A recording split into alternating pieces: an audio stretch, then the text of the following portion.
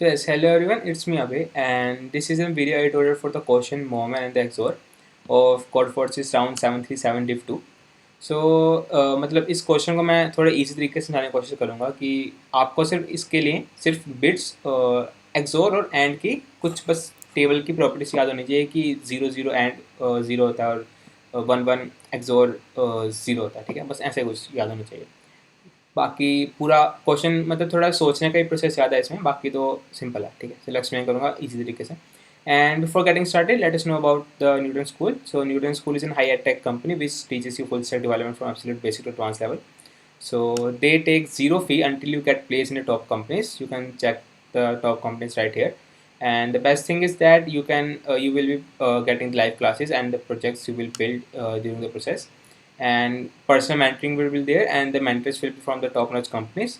And they have also called as a new cool feature called as Launchpad, where you can write and sit and write the code, and you will be getting the certificate of completion and the best instructor 101 personal guidance. And you can check out the free courses by the top mentors right here. And still you have any question, you can visit their website, the link will be in the description. And yeah, you can definitely check out the FAQs right here, right. So अब इस question move करते हैं। तो इस question में कुछ ऐसा था कि हमें एक n गिवन है और एक k गिवन है, ठीक है। अब n का ये है कि हमने n लेंथ की एरे बनानी है और उसमें हर एलिमेंट k से कम होना चाहिए, 2 k से कम होना चाहिए, मतलब हर एलिमेंट में k बिट होंगे, ठीक है। अब हमने ये चीज़ फॉलो करनी है कि हर एलिमेंट का एंड की जो वैल्यू आएगी वो हर एलिमेंट के एक्सोर से बड़ी होनी चाहिए, ठीक है। अब हमने बताना है कि हम कितनी ऐसी एरेस बना सकते हैं n साइज की जिसमें हर एलिमेंट 2 k से कम हो और उन सभी का एंड उन सभी के एक्सोर से बड़ा या इक्वल हो, ठीक है, बड़ा या इक्वल, राइट। सो हमें n और k गिवन है बस, राइट। सो अब हमें विद मतलब n तो हम कुछ भी ले सकते हैं 2 k के बीच में, ठीक है, पर हमारे पास जो फोकस वाली बात है वो है k बिट्स हमारे पास, ठीक है। अब हमें n एक्सोर के ऊपर एक्सोर और एंड के ऊपर फोकस करना होगा, ठीक है। अब मैं अगर साइड में बना लूँ, जैसे ये बनाता हूँ एंड का, ये बनाता हूँ एक्सोर का, ठीक है। 0 0 0 1 1 0 1 1, इनका आंसर क्या होगा 0 0 0 1, एंड फॉर एक्सोर 0 0 0 1 1 0 1 1, इनका आंसर क्या होगा 0 0 1 1। यहाँ पर एक चीज़ नोटिस करो कि डिफरेंस कहाँ पर आ रहा है कि अब हमें क्या चाहिए, एंड मैक्सिमाइज चाहिए, ठीक है। हमने एंड वाली जो वैल्यू आएगी वो मैक्सिमाइज करनी है। तो मैक्सिमाइज कहाँ पर हो रही है, इस वाले केस में, ठीक है, और कहीं पर मैक्सिमाइज नहीं हो रही कि यहाँ पर ज़्यादा हो रही है। बाकी में हमें इक्वल टू भी चल सकता है, तो इक्वल टू यहाँ पर आ रहा है, ठीक है, तो ये चलेगा। बट ये वाले केसेस में थोड़ा काम खराब हो रहा है, ठीक है, वहाँ पर वो एंड पीछे रह रहा है। सो मतलब अब मान लो कि एक हमारे पास एक नंबर है k बिट का, वो कुछ ऐसा है, मैं और बनाता हूँ, 2 बारी बना रहा हूँ, एक बारी एंड का देखेंगे, एक बारी एक्सोर का देखेंगे, ठीक है। अब ठीक है, अब मान लो कि इसके अंदर नंबर, अब देखो, अब मैं केस बताता हूँ। अब मानो कि ये हम एंड के लिए चेक करेंगे, ये हम जोर के लिए चेक करेंगे, ठीक है। अब यहाँ पर करंट वाला बिट जो है वो यहाँ पर 1 मान लो और ये वाला बिट 0 मान लो, ठीक है। अब क्या होगा कि अब जब हम एंड निकालेंगे तो एक वैल्यू हमारे पास ऐसी आ गई है उस नंबर में जो 1 है, उसके कारण एक्सोर छोटा है, ठीक है। अब आगे हम सारे इवन पेयर्स मानेंगे क्योंकि हम जब आगे जितने भी सारे पेयर्स होंगे वो इवन में मानेंगे, ठीक है। तो क्या होगा, एक्सोर में वो कैंसिल होते जाएंगे, बट जो अकेला बचेगा ये वाला, वो उसकी वैल्यू एक्सोर से बड़ी है, ठीक है। वो हमने यहाँ नोटिस कर लिया, ऊपर 1 है और यहाँ और 0 है केयर बिट में, आगे वाले में कुछ भी हो सकता है। तो आगे वाले में कितनी पॉसिबिलिटी बचती है, n एलिमेंट्स बचेंगे, तो हम अगले वाली वैल्यू पे 2n डाल सकते हैं, फिर उसके अगले बिट पे 2n वैल्यूज डाल सकते हैं, उसके उस अगले पे 2n। तो हर बिट के लिए 2n पावर k-1 पॉसिबिलिटीज होगी डालने के लिए, ठीक है। ये है सिर्फ पहला केस जहाँ पर कि ऐसी चीज़ आ रही है, मतलब कि and is more than XOR आ रहा, ठीक है। ये है पहला केस, मैं इस केस को साइड में लिखता हूँ, क्या कि जब and is more than XOR आ रहा है तो पॉसिबिलिटीज सिर्फ क्या है हमारे पास, 2k और 2n और k-1, ठीक है, पावर। मतलब हमने इसको हम क्या कर सकते हैं, उस वैल्यू उस बिट पे अगर हमारे पास ज़्यादा आ चुकी हुई है एंड की वैल्यू, तो हम आगे हम कोई भी नंबर डाल सकते हैं, उसके हमेशा एंड ज़्यादा आएगा, ठीक है राइट। सो मैं इसको रेज करता हूँ।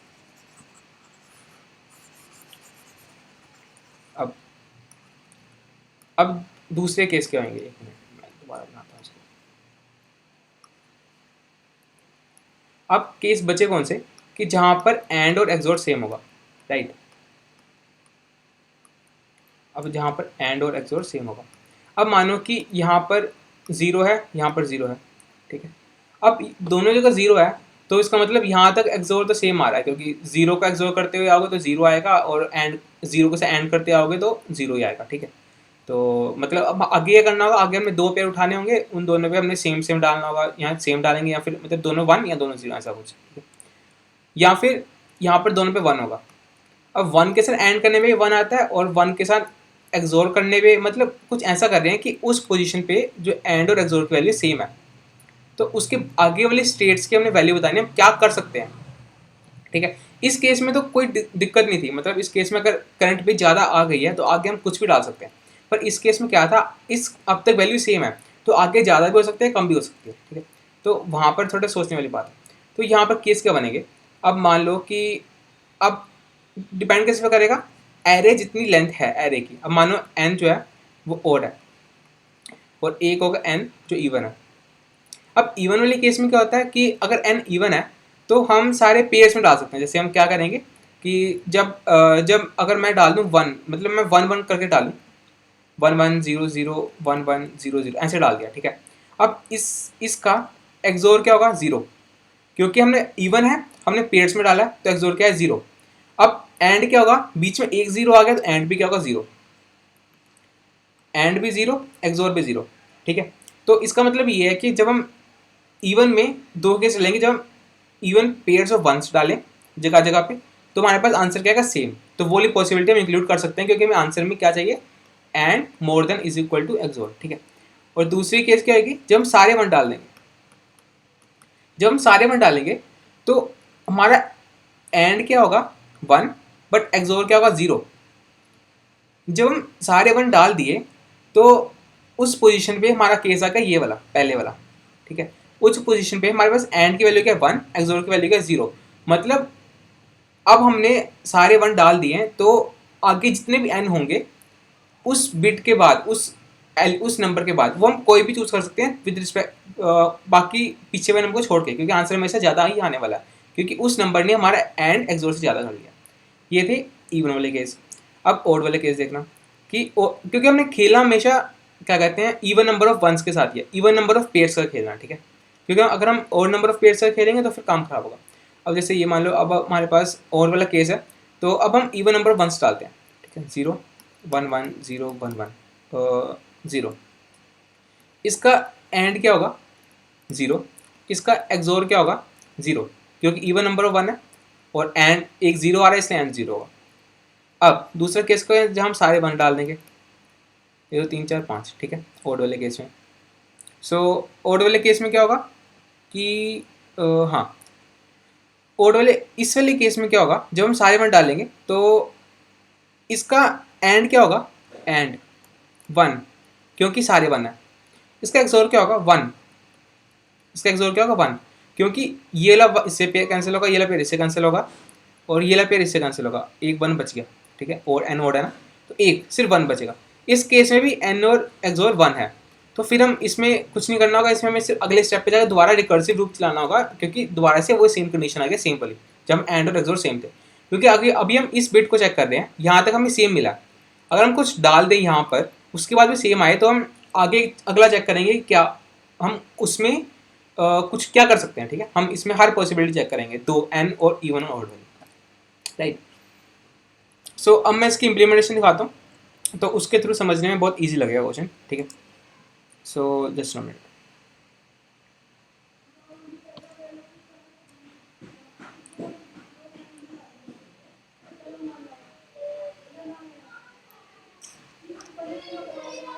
You can okay, sorry, yeah,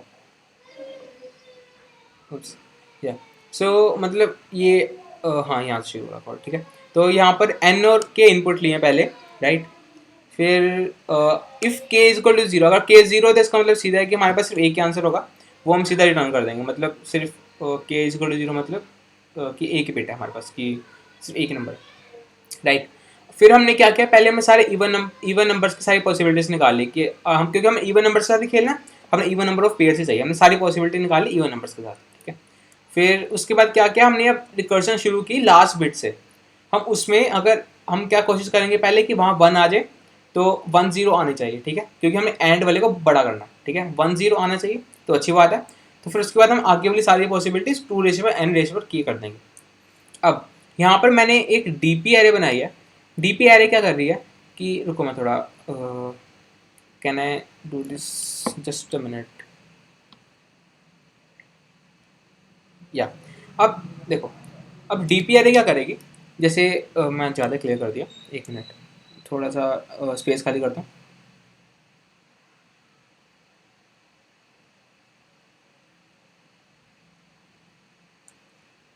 okay okay okay, या सो अब डीपी एरे क्या करेगी, मतलब डीपी एरे में दो स्टेट बनाई है, एक पहली स्टेट बिट नाम की, दूसरी स्टेट एफ नाम की, ठीक है। ये स्टेट चेक करेगी उस पोजीशन पे क्या कितनी पॉसिबिलिटीज हम बना सकते हैं नंबर्स की उस बिट पे, ठीक है, उस करंट वैल्यू ऑफ के पे, क्योंकि हम जीरो से के -1 से लेकर 0 तक जाएंगे ना, इसलिए। और एफ क्या डिनोट करेगा, एफ विल डिनोट कि अब भी हमारे पास कौन सा केस चल रहा है, एंड मोर देन एन वाला या फिर एंड इक्वल टू एन वाला। जब एन मोर देन एंड वाला केस आ गया तो फिर हमें कुछ नहीं करना है, बस हमें 2 रेज़ टू पावर एन वाली पॉसिबिलिटीज हर बिट के लिए मल्टीप्लाई करी जानी है, ठीक है। मल्टीप्लाई मतलब 2 रेज़ टू पावर एन, कितने बिट्स बचेंगे, k-1, ठीक है। बस हम अब वो k-1 नहीं करूँगा क्योंकि मैं सिर्फ रिकर्सिव चल रहा है, तो हर बिट के लिए जाएगा, तो हर बिट के लिए मैं उस इस वैल्यू के लिए मैं 2 raise to power N multiply करता जाऊँगा, ठीक है, हर बारी, तो 2 रेज़ टू पावर k-1 वाली। जब ये वाली कंडीशन आएगी, इस कंडीशन को मैं दो हिस्सों में तोड़ूंगा, n and 1 which is odd, और दूसरी क्या है, इवन, ठीक है। इन दोनों कंडीशन में यहाँ पर दो केस बनेंगे, यहाँ पर जहाँ पर मैं डालूंगा 1 1 के पेयर्स, और एक कंडीशन बनेगी जहाँ मैं सारे 1 डाल दूंगा, ठीक है। इस केस में पहला बनेगा क्या कि हम अगले उसमें जाएंगे, क्योंकि इसमें एंड और एक्सोर क्या आ रहे थे, दोनों 0। इस केस में हम अगले नहीं जाएंगे, इस केस में हम यहाँ पर आ जाएंगे, इस वाले पे। इस वाले पे क्यों आएंगे, क्योंकि एंड बन जाएगा 1, एक्सोर बनेगा 0, ठीक है।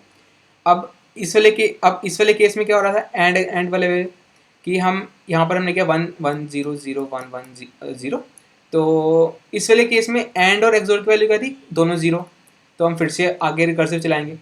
अब एक केस था सारे 1 वाला, इस केस में क्या थी, एंड और एक्सोर की दोनों वैल्यू क्या थी, 1 1, तो फिर से हम आगे रिकर्सिव चलाएंगे क्योंकि दोनों वैल्यू अभी भी सेम है, राइट। अब बहुत क्लियर हो गया क्वेश्चन, अब इम्प्लीमेंटेशन देखते हैं, ठीक है। अब देखो, एफ इजिकल टू 0 मतलब दोनों सेम है, एफ इजिकल टू 1 मतलब दोनों अलग है, ठीक है। अब जब एफ इजिकल टू 0 हो गया, मैं शुरू में दोनों अलग भेजे, ठीक है, शुरू में अलग है मतलब सारी पॉसिबल, मतलब शुरू में, क्योंकि शुरू में तो अभी तो दोनों सारी पॉसिबिलिटीज कवर हो सकती है ना, क्योंकि अभी हमें पीछे सेम ही है, 0 0 है, ठीक है। अब शुरू में 0 जाएगा, एफ इजिकल टू 1 जाएगा, एफ इजिकल 1 मतलब दोनों अलग अलग है, एंड सॉरी एफ इजिकल 1 मतलब एंड और एक्सोर दोनों सेम है, तो सबसे पहले ये दोनों केस चलेंगे, ठीक है। और सेम कब होगा, इवन वाले केस में, यहाँ पर सेम वैल्यू आएगी, जब मतलब जो हमने ये वाला केस बनाया है कि इस वाले केस में हमारे पास वैल्यू एफ इजिकल टू 0 हो जाएगा, और उसके बाद सारी पॉसिबिलिटीज़ के लिए एफ इजिकल टू 0 ही चलेगा, क्योंकि हमें सिर्फ 2 raise to power n raise to power k-1 ही करना है, ठीक है। अब जब एफ इजिकल टू 0 हो गया तो फिर हमें सीधा सिर्फ 0 वाले रूट में मल्टीप्लाई करे जाना है, multiply 2 raise to power n with next bit, ठीक है।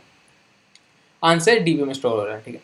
अगर n एंड 1 है मतलब ओड वाला केस है, मतलब ये वाला केस है, ये दोनों केस, ठीक है। अब मैं थोड़ा कलर चेंज करता हूँ, अब मतलब ये दोनों केस है एन एंड 1, एन एंड 1 में ये वाला केस होगा, ये वाला केस होगा, दोनों केस में, इस केस में कितनी पॉसिबिलिटीज होती है, आगे जितने जा सकते हैं, पर इस केस में सिर्फ एक पॉसिबिलिटी है, वो क्या है, सिर्फ हम सिर्फ एक जगह सिर्फ एक पॉसिबिलिटी हम सारे 1 कर देंगे, पर इस वाले केस में पॉसिबिलिटीज क्या है, हम 1 1 ऐसे 1 1 0 0 1 1 ऐसे डाल सकते हैं, या फिर 0 0 1 1 0 0 ऐसे डाल सकते हैं, या फिर 0 1 1 0 1 0 1 1 ऐसे डाल सकते हैं, ठीक है। तो मतलब 1 1 के पेयर्स कहीं भी डाल सकते हैं, तो फिर जो हमने शुरू में even number of pairs count किए थे हम कैसे डाल सकते हैं, वो यहाँ पर हम मल्टीप्लाई कर देंगे उसके साथ, पॉसिबिलिटीज़ के साथ।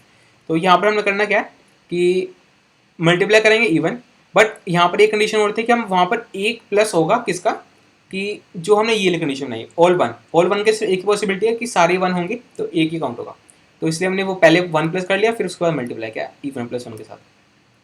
अदरवाइज जब n equal to an even होगा, ठीक है, जब n इवन होगा तो हम ये कंडीशन पे आए हैं, n इजिकल टू इवन होगा तो इसका मतलब ये है कि पहली कंडीशन में रिकर्सिव लूप चलेगा, दूसरी कंडीशन में हम f इजिकल टू जीरो वाले केस में फॉल करेंगे, ठीक है।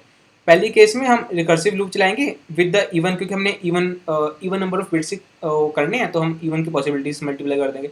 अदरवाइज हम यहाँ पर तक हमें जीरो कर दिया, हम आगे जाके जीरो वाली सारी पॉसिबिलिटीज कवर करेंगे, ठीक है, ये चीज़ था, और एंड में हम आंसर रिटर्न कर देंगे।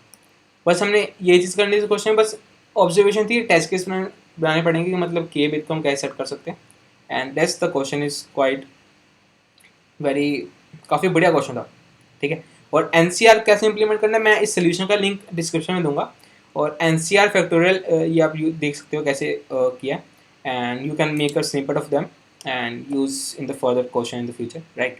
So this was the question C of diff 2 round 737 chord forces round, right? So let's end this video and do visit the Newton School site and check out the free courses and the free mentoring, one-on-one mentoring, right? And yeah, till then, happy coding and thank you.